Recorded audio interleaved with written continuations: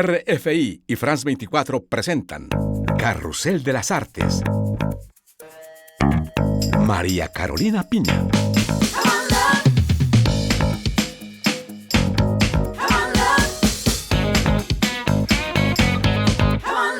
Un gusto saludarles desde el corazón de París para este número especial de Carrusel de las Artes en torno al surrealismo, corriente artística que cumplió 100 años en 2024. El Centro Pompidou de París explora cómo floreció el surrealismo. La corriente nacida en París se extendió por todo el mundo, incluso hasta América Latina. Visitamos la exposición Los 100 años del surrealismo. Los llevamos a descubrir la obra mexicana de Luis Buñuel, considerado el primer cineasta surrealista. El español realizó 17 películas en México, su segunda patria. El director Emilio Mayé hizo un documental al respecto. Y en nuestra crónica musical hablaremos de Erik Satie y Boris Vian, dos embajadores franceses de la música surrealista.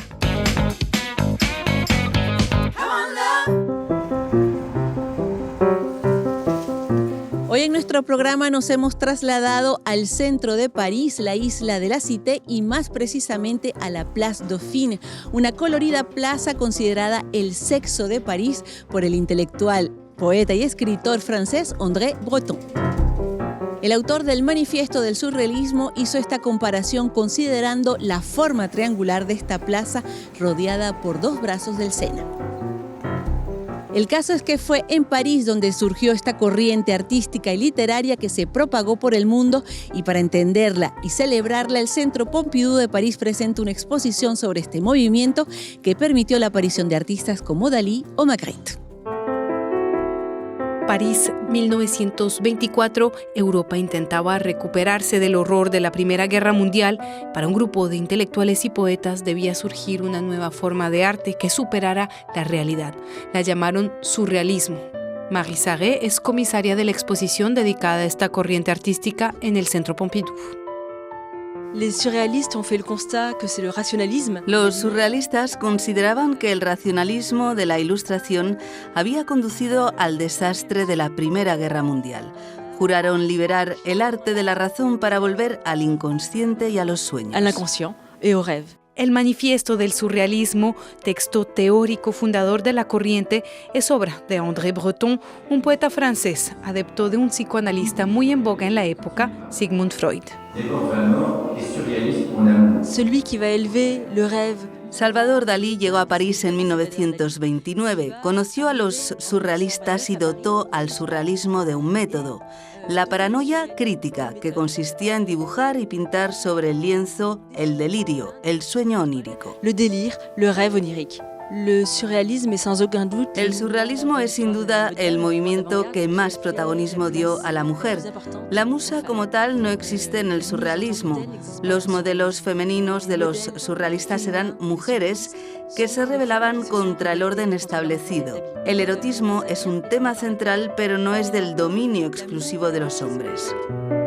El surrealismo trascendió las fronteras y durante décadas se enriqueció con artistas del mundo entero. D'abord, Salvador Dalí. Primero con Salvador Dalí, que llegó de España, luego con Luis Buñuel, el primer director de cine surrealista.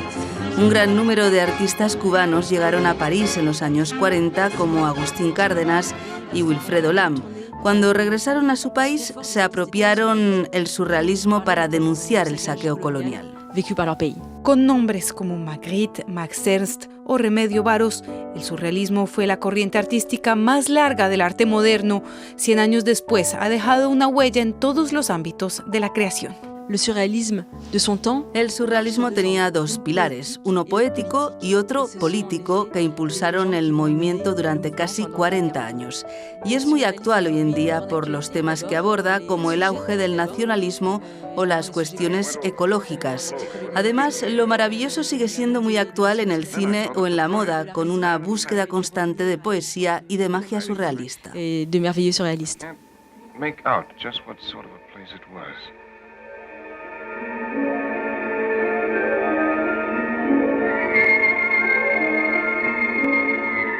Al París de los surrealistas llegó en 1925 el español Luis Buñuel y fue en la capital francesa donde filmó su obra más surrealista y emblemática, Un perro andaluz. Pero el español también tuvo un periodo muy latinoamericano, ya que fue en México donde filmó 17 de sus películas. El franco-mexicano Emilio Vallé es el autor de un documental sobre los años mexicanos de Buñuel y nosotros fuimos a su encuentro. Que jamás me de olvidar, no me importa que pueda pasar. Tengo un cantar en el pecho que dice de tus promesas vanas. Buñuel, después de hacer El perro andaluz en 1929, después de hacer La edad de oro en 1930, después de hacer Las Urdes en 1931, tiene un momento en el que deja de hacer películas hasta 1946, cuando regresa a México.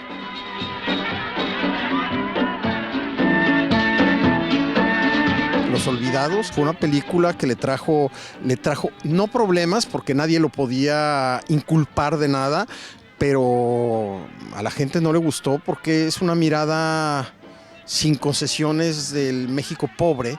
Cuando México retrataba el México pobre, lo hacía siempre con esta especie de romantismo, es decir, era María Félix pobre, era Pedro Armendáriz pobre, o sea, había algo romántico dentro de ese mundo de la pobreza.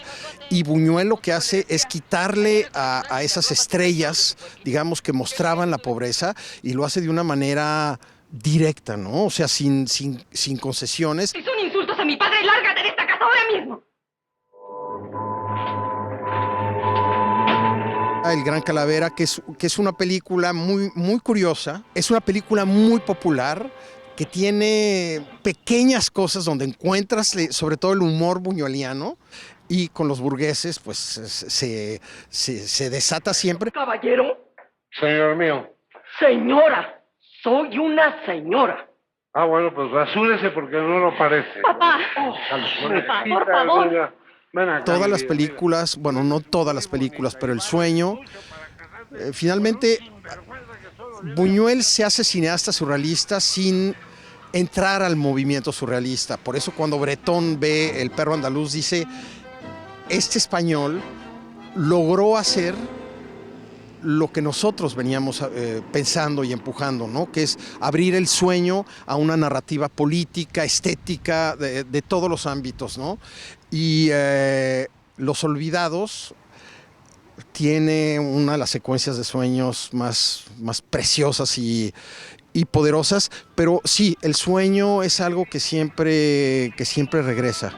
Te prometí que volvería, y esta vez es la última. ¡Va de retro, Satán!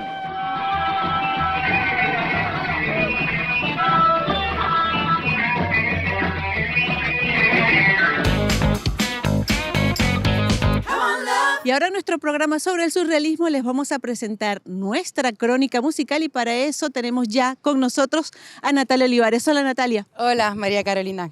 Natalia, la música no fue un arte prioritario para el surrealismo, sin embargo hay compositores que vale la pena resaltar porque fueron parte integrante de la corriente surrealista. Efectivamente, la música, a partir del momento en que se compone de justaposiciones, se puede decir que sí, la música es también surrealista. Y si tuviéramos que hablar de alguien, de algún compositor que haya sido embajador del movimiento surrealista, justamente yo sin duda daría el nombre del francés Erik Satie, pianista, compositor, porque justamente él compone las músicas de manera libre, fuera de las reglas de la música clásica. Puso la música en el medio de ese laberinto del pensamiento surrealista. Y a partir del momento en que la música es insolente y es libre, para mí la música es surrealista. Te invito a escuchar Les Gymnopédies de Erik Satie.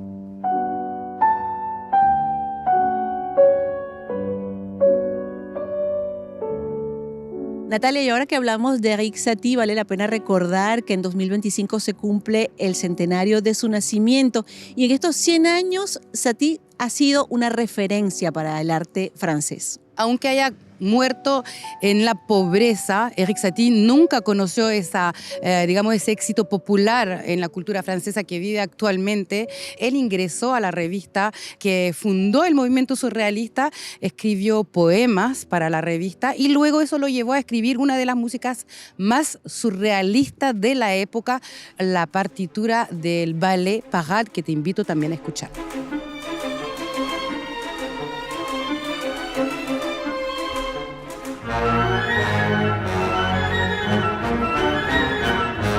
No sé si lo escuchaste, pero por ejemplo los sonidos percusivos son sonidos de la máquina de escribir y eso es lo que simboliza la escritura y la música surrealista. Utilizar sonidos de la vida cotidiana, utilizar sonidos de lo absurdo para hacer música y también plasmar todos los sueños, por ejemplo, plasmar en la música lo que se soñó. Y eso también se ve en el cine y Éric Satie justamente escribió toda la banda original de una película surrealista que se llama Entr'acte, de otro gran surrealista que es René Clair.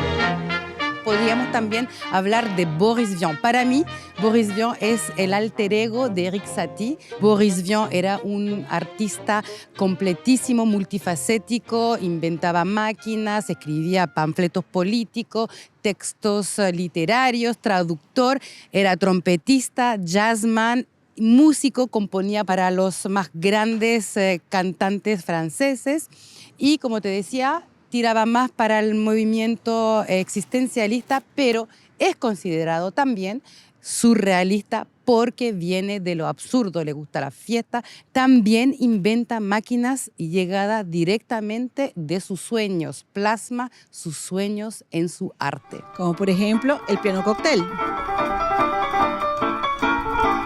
Exactamente, el famoso piano cóctel que recuerdo es un piano que permite hacer música y al mismo tiempo servir cócteles. Es decir, un mi va a ser una dosis de vodka, un la va a ser, por ejemplo, un soft, una Coca-Cola, etcétera, etcétera. Entonces podemos tomar caipiriñas, mojitos, etcétera, tocando música.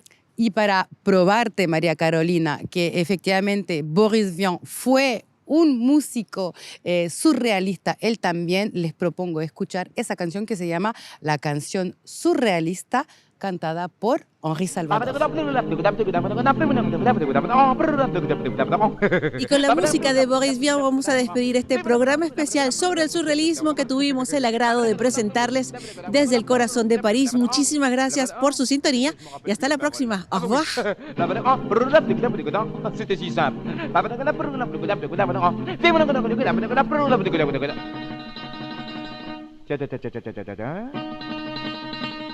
Excusez-moi, téléphone. Allô? RFI